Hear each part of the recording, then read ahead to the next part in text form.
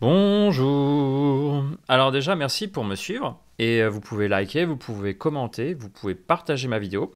Si vous laissez un commentaire, bah souvent je réponds, sauf si c'est extrêmement désagréable. Mais en général, je réponds quand même. Merci au pouce négatif pour l'histoire de Suleiman. C'était très très bien. Merci beaucoup.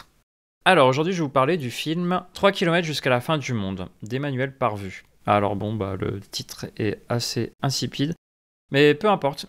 Donc, il fait partie de cette catégorie de films que j'ai envie d'appeler les oubliables, qui n'apportent rien du tout au cinéma. C'est ni bon, c'est ni mauvais. En réalité, c'est juste, en fait, on s'en fiche, quoi.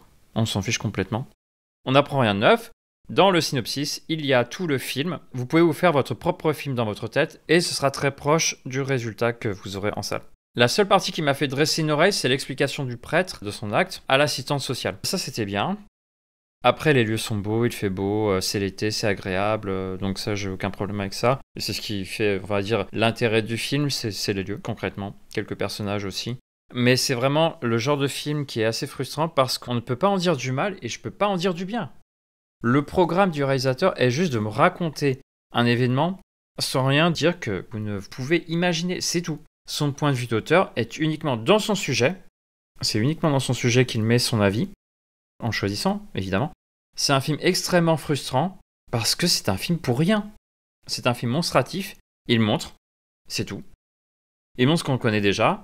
Il faut vraiment se poser la question, à quoi bon faire des films pour montrer des évidences?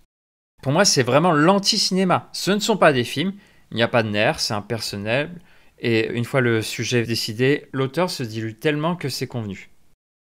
Après, bien sûr, il y a un savoir-faire, le film ne m'a pas fait regarder ma montre, il reprend des méthodes des thrillers pour créer de la tension, donc ça c'est plutôt bien. Mais à aucun moment je me suis dit, oui c'est ça, c'est ça. Les cahiers ont bien noté que le réalisateur, je cite, cherche une vérité qu'il connaît déjà, montrant ce qui d'emblée se voit.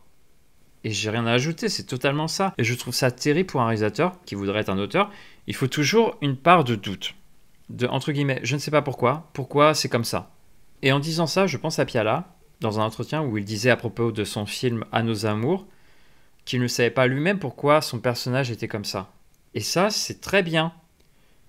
Déjà, ça montre une forme d'humilité, ça montre qu'on ne maîtrise rien, qu'on est juste un passeur, et qu'il n'y a pas de vérité définitive, mais qu'on a quand même compris quelque chose, qu'on a envie de montrer qu'on a compris. Et ça, c'est très bien. Si je devais prendre un contrepoint, je prendrais l'exemple de Mon Parfait Inconnu, un film que j'ai chroniqué sur ma chaîne il n'y a pas très longtemps. Le film a plein de défauts. Il a vraiment, il a des défauts. Mais au moins, sa réalisatrice essaie de dire des choses. Elle prend des risques. Résultat, on a un film un peu bancal. Mais ça, c'est du cinéma. Il y a une patte, il y a du risque. 3 km, etc. J'aurais pu le faire, ce film. C'était facile. Et je pense que quelqu'un qui n'avait jamais tenu une caméra, il aurait pu faire exactement mieux. Enfin, il aurait fait exactement la même chose. Ou même mieux, d'ailleurs. Enfin, s'il a l'énergie pour le faire, s'il n'est pas engoncé par des espèces de schémas américains, enfin bref, peu importe. Et ça aurait été mieux. Voilà, bon, ça se regarde, c'est pas déplaisant du tout. Il y a des passages que j'ai aimés, qui sont plutôt bons, mais c'est tellement oubliable, c'est ça le problème. En fait, ça me fait penser aux détracteurs du cinéma d'auteur qui te parlent de films en noir et blanc roumains, et bien là, ils ont pas tout à fait tort. Sauf que le film est en couleur.